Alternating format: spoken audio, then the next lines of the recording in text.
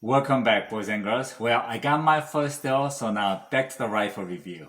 Now, one of my buddy asked me if I was to buy one rifle for everything, tactical shooting, long range, precision shooting, hunting, or just to show it off at the shooting range. And he told me his budget is under 1,000, what should I get?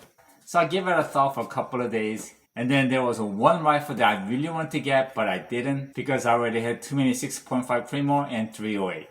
And that rifle is Savage 110 Tactical. And he asked me this about 3-4 months ago when he was at Cabela's. He actually saw 6.5 Claymore hunting round for a regular price. It was somewhere $30 per box. So he called me and said, should I get this and wait for the rifle? And I told him, if you want the rifle, it's not a bad idea because ammunition nowadays, you never know when you could get it again. So he went ahead and bought 4 boxes because it was limited to 4 per person.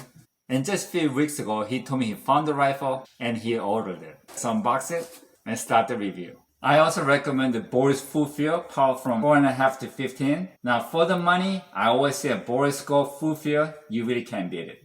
And you could get this for about $20. And I also recommend the vertical scope ring because they're better at taking punishments. And I think he paid like $40 for this.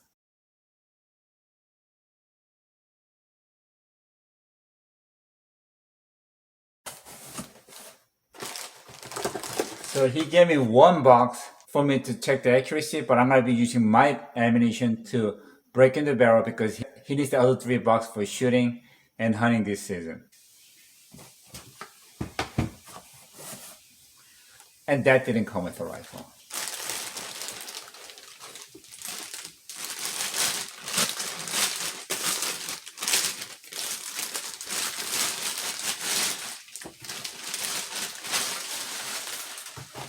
As I expected, this is a beautiful rifle, and it's got a good solid weight to it. It came with one 10-round PMAG.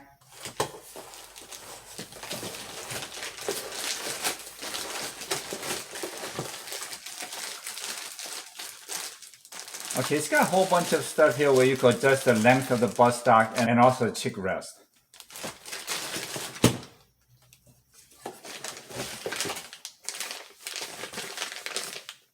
And that's the bolt. It's got a good size handle. And they're all metal.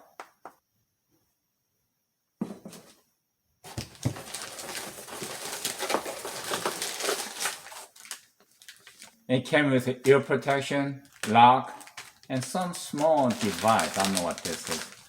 I'm going to figure that out later. And a manual. Okay. That's it. Let's get started.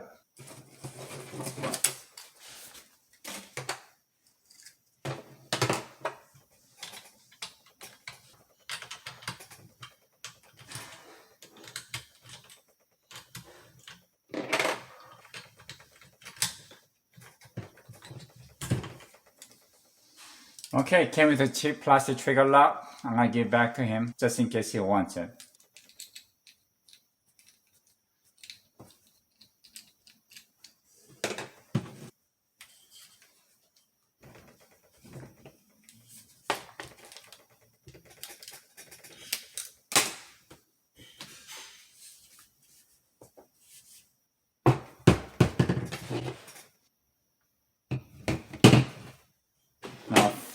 Now for some reason there is a little bit of scratch mark here.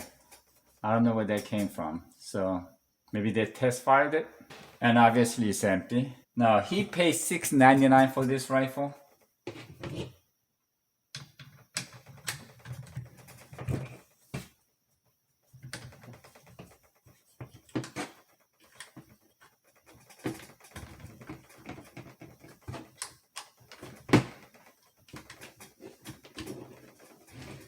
Now, as I mentioned before, Savage has one of the worst systems to put your bolt in and out.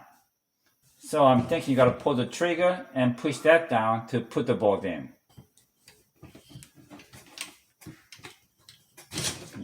Yeah. I gotta tell Savage, we only have 2 hands, not 3 hands. I hope they understand.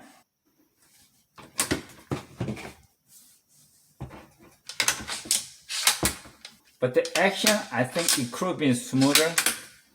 I mean, it's not bad. but I feel like there's a little bit of friction, and then maybe because it's a new gun. Now this comes with 24-inch barrel, heavy barrel, but it's been fluted and it's threaded, so that's really good. And as you know, fluting the barrel reduces the weight of the rifle, but maintains the heavy barrel benefits. And the barrel twist is 1 to 10. Now, as for the Picatinny rail or EGW rail, this is 20 MOA, so out to 1,000 yards, this gun should not have any problem.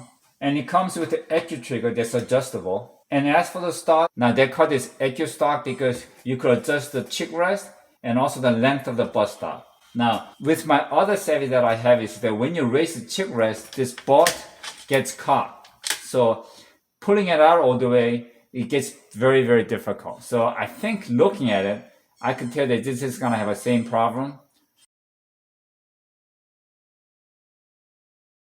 So we're going to try to adjust the scope without actually raising the chick rest, but if we have to, we will. Now the recoil pad is really, really nice. It's very soft. It's got plenty of meat in it. And it comes with 3 sling swivel studs.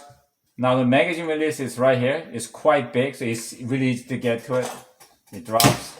Now I'll be honest with you, I don't prefer this lever type magazine release because you could accidentally push that. According to Savage, this rifle weighs 8.87 pounds. So let's check that.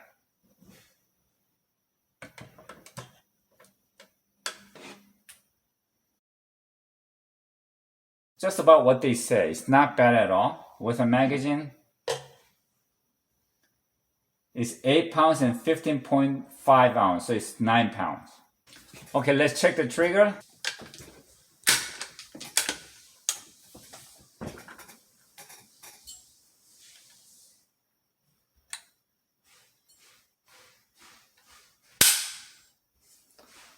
Okay, it's quite clean. It's got a little bit of pre-travel for an AccuTrigger, and it feels about maybe 2.5 pounds, 3 pounds.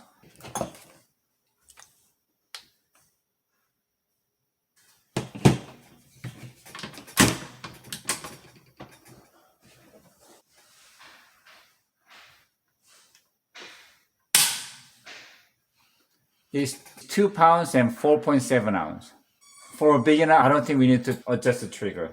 Him being a beginner, we should just leave it as is. And as he gets used to the rifle, he might want to adjust a little bit lighter. And as you can see, this is a free floating barrel and there's a plenty of clearance here. Okay, let's clean the rifle, mount the scope, and hit the range. Again, removing the bolt action, you have to press that and the trigger and then pull it out. So you really need 3 hands. Come on, Savage.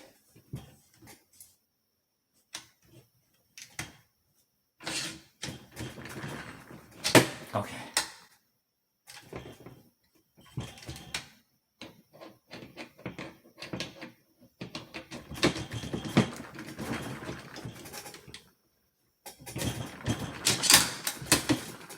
Okay, I got the scope on and also the chick rest. Now, I'll be honest with you, I'm not too happy about this chick rest. I think they did this so that you'll have a clearance for the bolt to come out. Only problem is, when I have it, I need this chick rest up here like everything else, but it's back here. So doing this, I mean, it's better than not having it, but And on the top, it's way too narrow, so it's not comfortable. And when I was trying to adjust the chick rest, it was not really fun. You gotta get the screws out, and you got a whole bunch of little pieces you gotta try on and off and on and off. And finally went with the highest one. That's because it doesn't have chick rest up to the front. But other than that, everything's good. Okay, let's rate the rifle with the scope.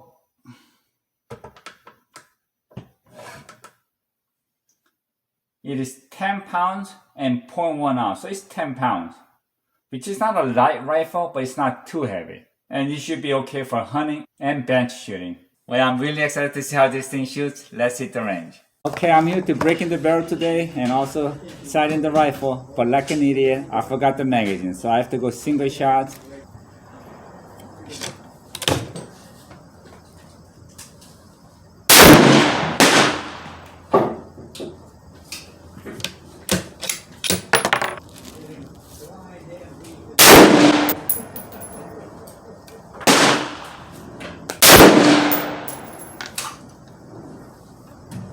Okay, now with a new rifle, with a new scope, if you're not sure what the point of impact is, you want to aim for the bone and pick a spot and then peek over and pull the trigger and see where it hits.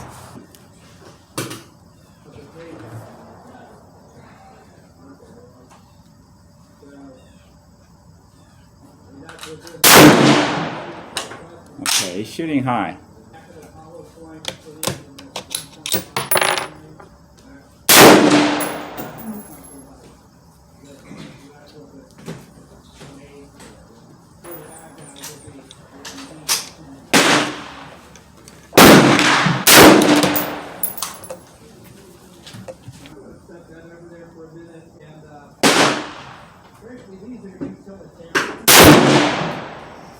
Yeah, it's shooting about 12, 15 inch high.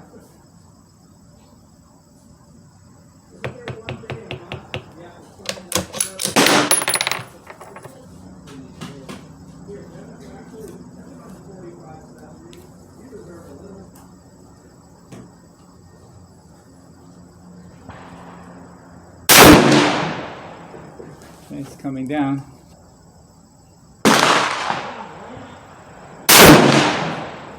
Now this being a little bit heavier rifle with a heavy barrel, there's a minimum muzzle flip. It's just a push backwards, which I really like. Okay, I have a target out at 25 yards, and I'm gonna sight in my scope and finish up the barrel breaking.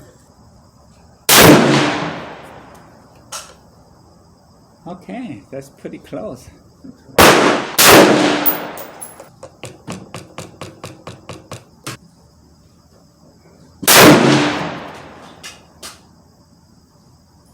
Wow, same hole.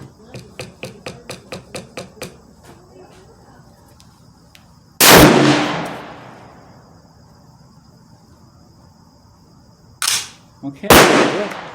A magnet. No, nothing.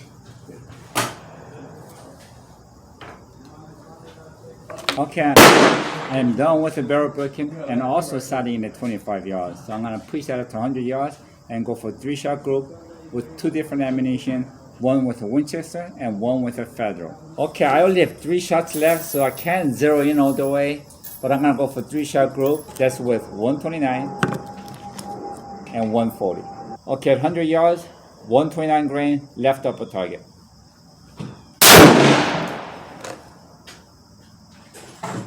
Okay, it's hitting at 6 o'clock. Okay, right upper target with 140 grain. Okay, shooting low at 6 o'clock. Now the reason that I'm trying to test out with 2 different weight is that I wanted to know which one is more accurate, so when he buys the next ammunition, I'm hoping you will help him. Okay, second shot, left upper target.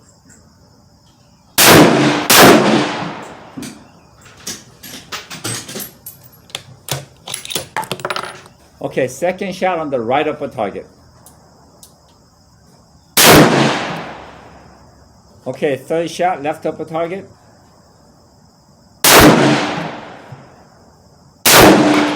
I probably have about 1 inch group. That's not bad for a first day. Okay, third shot, right upper target.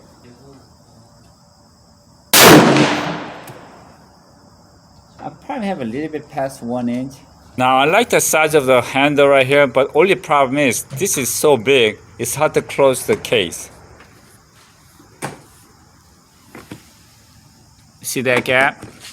So in my opinion, if you want to have a comfortable fitting, you should get a soft case or get a 2-rifle case and it should be okay. Okay, let's measure the target with 129 grain. From very center to center, we are looking at 0.88 inch. So under 1 inch, I'm actually very surprised for the first time, and I'm sure this will do much better in the future. And with 140 grain, well, you've seen it. Shooting under 1 inch on a first day is always a good thing. And I can guarantee you, with a match grade ammunition, I'm sure he could shoot ½ inch as this rifle breaks in. So let's talk about what I like about this rifle and what I'm not so happy about. Now, as for the heavy barrel, fluted barrel with a threaded, I think this is awesome because the rifles that I have cost over $1,000 doesn't have a heavy fluted barrel. But the fact that this is fluted and threaded, I'm very happy with that. Now, AccuTrigger is also very good, and 10-round magazine is also a good thing, and the accuracy was very exceptional. Now let's talk about what I'm not too hot about. Now I feel like this rifle is a little bit heavy. I think if it could reduce 1 pound, it'd be great. Now as for the stock, I kind of expected better stock with more grippy feeling, but this is just a hard plastic, with a checkering design on it. Now the cheek rest, I'm not too hot about this, as I mentioned. So AccuStock, I'm not too hot about it. Now both handles nice and big, but this is a little bit too big, so putting into a plastic gun case wasn't easy for a single rifle case. Now compared to other triggers, this Accu trigger is great, but compared to my other Savage that cost a little bit over $1,000, this does have a little bit of pre-travel and a grip. And I'm not too hot about the magazine release. And for now, the action does feel like it does have a little bit of friction. And the bolt lift is, I was hoping this was 60 degree, they would have been much better. 90 degree, we still have a clearance, but 60 would have been better. And as I mentioned over and over again, I hate it when I have to remove the bolt from the Savage. Again, you really need 3 hands. My other Savage, you actually have a button in the front of the trigger guard, so you could push that down with your index and then with the middle finger pull the trigger and this will drop out. So that makes sense. But this, not really. Now you might be thinking, David, when are you going back to the woods? Now, once I shoot a deer, I have to age it for about 7 to 10 days and then process it so I can make room for the next deer. So usually when I shoot a deer, I take about 2 weeks off and do other stuff like shooting, house chore, mostly house chore. So I could have a clear conscience to go back in the woods when I have the green light. See ya.